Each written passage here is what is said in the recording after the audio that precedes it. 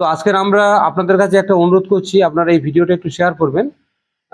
ছোট একটা বাচ্চা বা 11 বছরের বাচ্চা, তিলপি আখনপাড়ার, তাই তো? জয়নগর থানার অন্তর্গত তিলপি আখনপাড়ার একটা বাচ্চা, ওই 11 বছরের বাচ্চা, নাম হচ্ছে রাশিদুল ইসলাম মোল্লা। ওর বয়স হচ্ছে 11 বছর। ও বাচ্চাটা নিখোঁজ আছে এখন।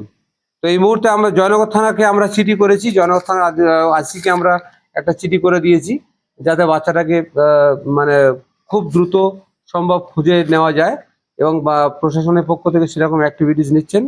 এবং আমি এটুকু আপনাদের বললাম, আপনাদের বাচ্চাটার ছবি আমরা ডিসক্রিপশনে দিয়ে দিচ্ছি।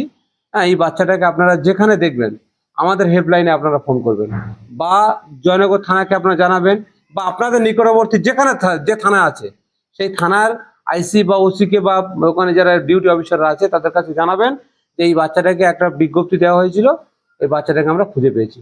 তো বাচ্চাটা স্কুলে যাওয়ার পথে হারিয়েছে কি? আচ্ছা, বাড়িতে বাবা একটু ওর মা বিস্তারিত বলছে বাচ্চাটার মা। বাচ্চারা সকাল 7টার সময় বাড়িতে দাদি বলেছে যে বোতল কটা বুইরে আনো। কলে পানি আনতে হ্যাঁ, কলে পানি আনতে গিয়েছে, ওর একটা বোন সাথে করে নিয়ে গেছে।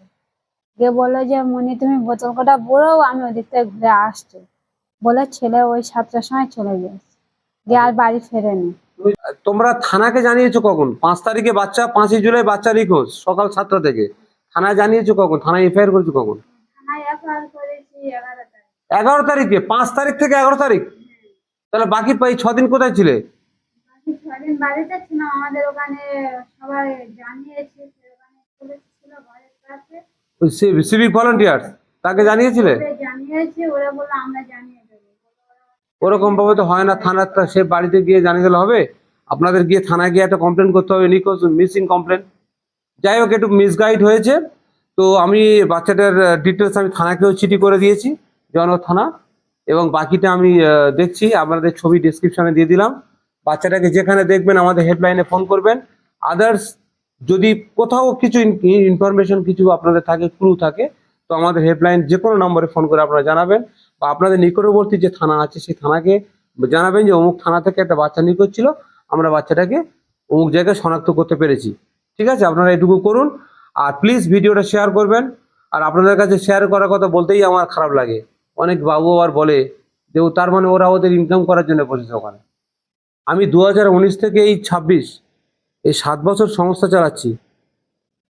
পৃথিবীর কোনো মানুষের কাছ থেকে 1 টাকা নিয়ে সংগঠন চালানোর প্রয়োজন আমার আল্লাহ করায়নি।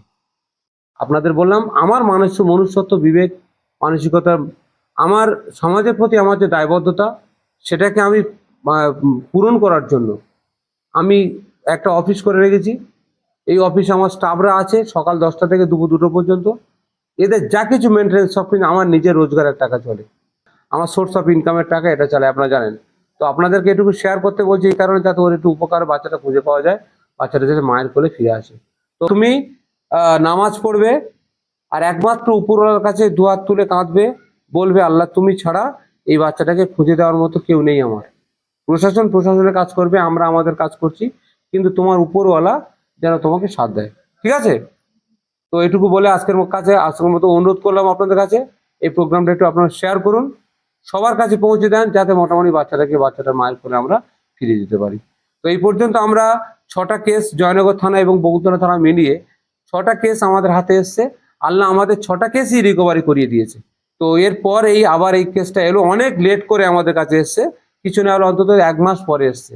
তবু আমরা চেষ্টা করব, এবং জয়নগর থানাকে আমরা রিকোয়েস্ট করব, এবং বিভিন্ন জায়গায় এই যে ভিডিওটা পোস্ট করে দিয়ে বা বাচ্চাটার ছবি শেয়ার করে যদি আমরা বাচ্চাটাকে রিকভারি করতে পারি, তার জন্য আপনারা একটু দোয়া করবেন।